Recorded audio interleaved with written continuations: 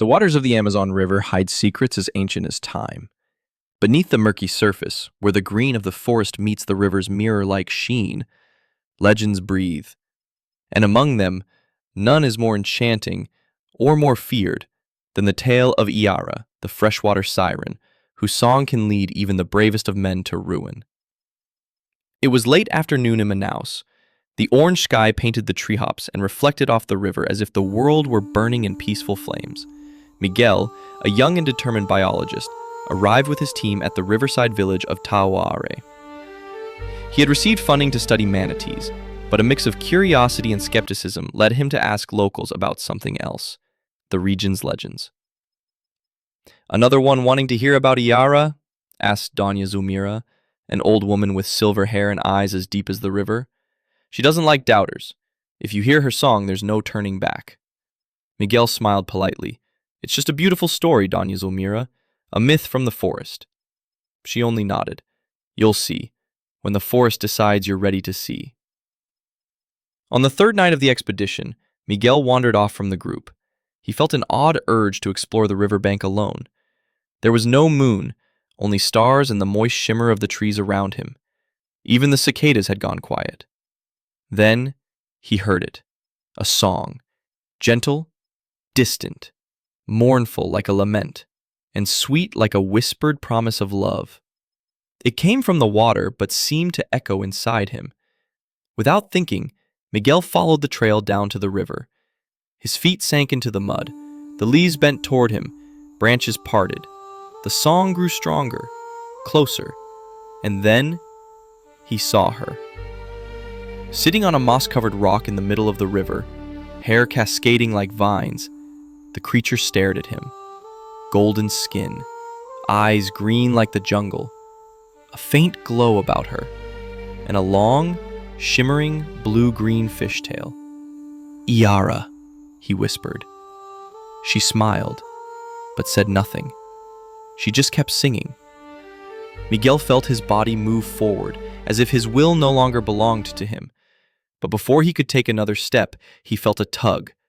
Zhao, his assistant, was pulling him back, panicked.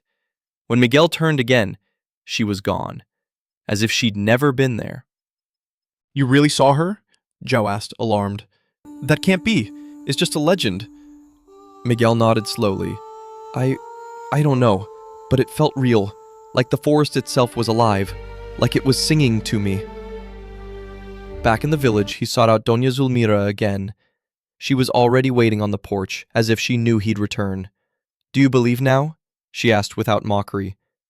"She calls the curious, but be careful, boy. Yara is beautiful but lonely, and those who follow her may never come back."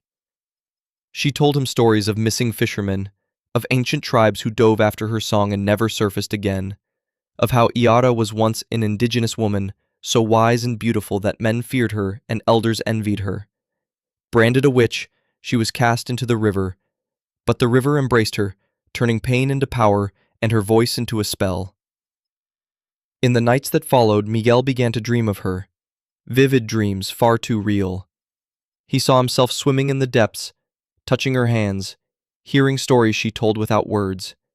He woke soaked in sweat, the sound of her song still echoing. Obsessed, he returned alone to the place of their first meeting. He took only a camera and a necklace that Doña Zulmira had given him for protection. Once more the forest fell silent. The wind died. The song returned. This time, Iara appeared closer.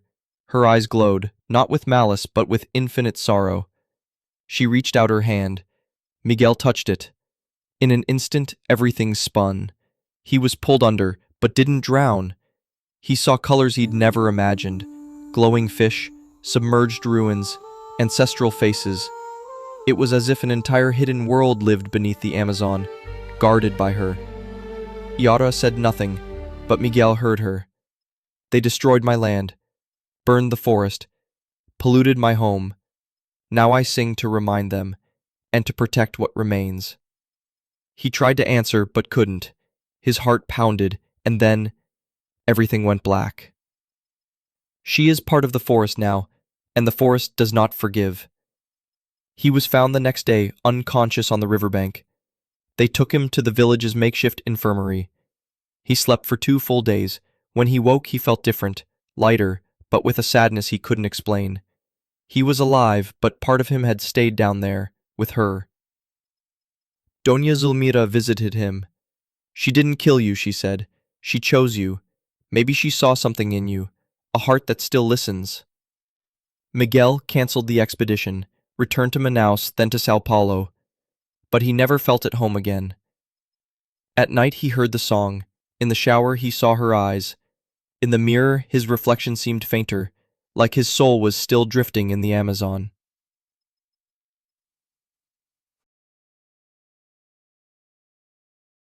A year later, the news broke.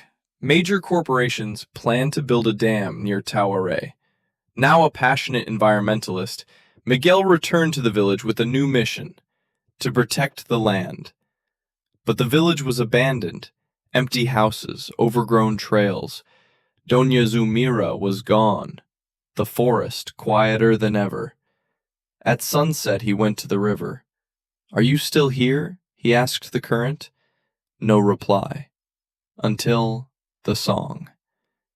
This time he didn't hesitate. He walked to the shore, sat down, and closed his eyes. The song was sadder, a lament. But beneath the pain there was hope. He knew what he had to do. Miguel became a respected activist and researcher exposing environmental crimes, writing about indigenous wisdom, defending the Amazon as if defending his own soul. In interviews, he sometimes spoke of Iara, and listeners laughed or called him a poet. He never minded. "She exists for those who listen," he would say. One morning, years later, he vanished. His boat was found adrift near Tauare. On the seat, only the indigenous necklace. Some say he drowned, others that he ran away.